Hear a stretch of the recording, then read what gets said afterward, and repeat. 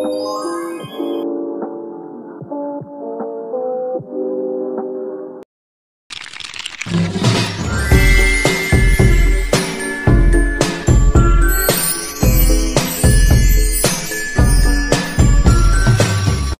hapon sa iyong lahat. Ako nga pala si Kyle Luminarias at ikaw si...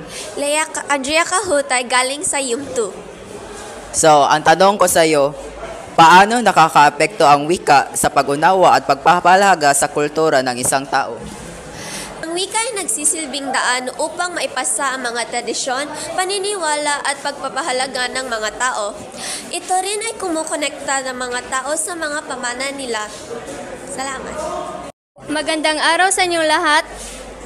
Ako nga pala si Maureen Cosido at ito pong katabi ko ay si... Magandang araw sa lahat. Ako nga po pala si John Michael Tedana mula sa APM1. Ito nga po ang tanong ko para sa iyo.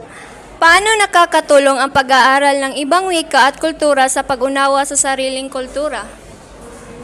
Nakatutulong ang ating pag-unawa sa ating sariling wika batay na rin sa tanong na iyo ang ibinahagi sa akin. Paano nga ba nakatutulong sa atin ang ating pag-unawa sa ating sariling wika kung inuunan natin ang wika ng iba or kultura ng iba?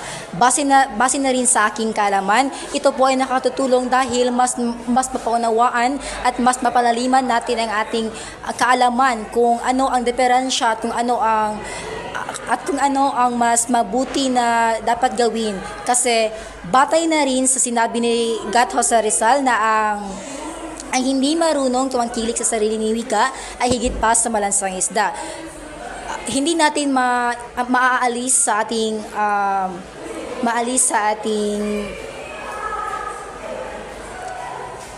ating pangunawa ngayon na ang mga sa modernong panahon ngayon na halos lahat ng tao ay mas tumatangkilik sa wikang Ingles.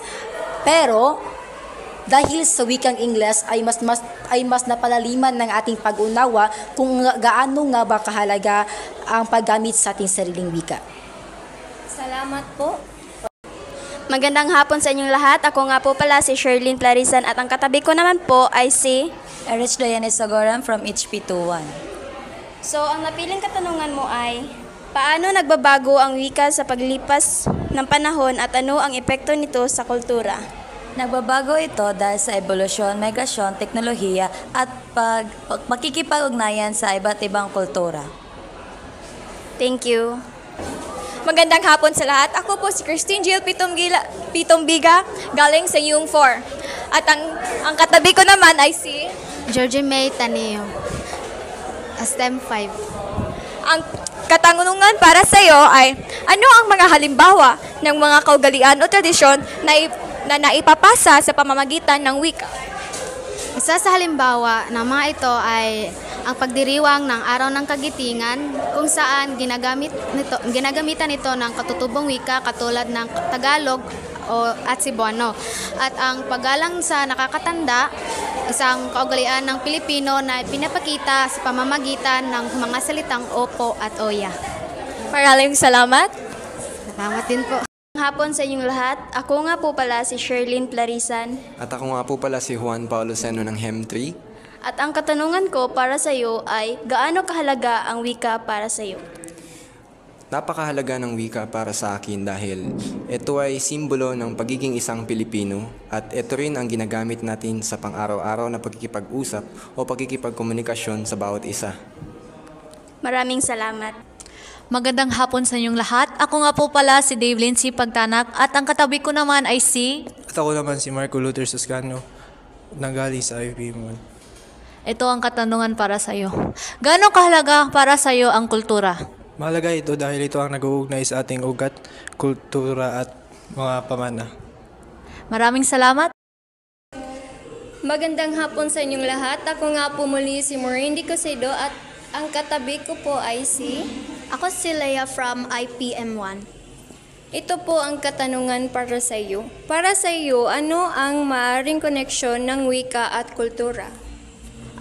Para sa akin, ang wika at kultura ay magkaugnay dahil ang wika ang paraan ng pagpapahayag, pag-iingat at pagpapasa ng kasaysayan, paniniwala at tradisyon ng isang komunidad.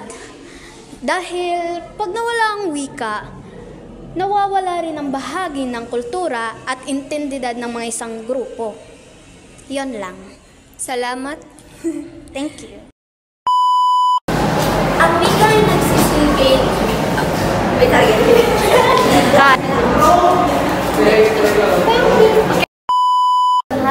Balik. Wala na, check na ako. Ikaw bagaw ka sa naman to sino ba tao? Maglagot din mo. Mangluod din mo. Wala ka, mangluod din mo.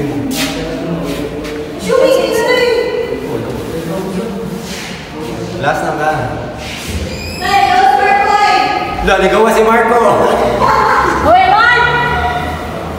Ang ginagamit natin sa pang-araw-araw at pang-araw-araw na pag-usap. Huli ko, Vic!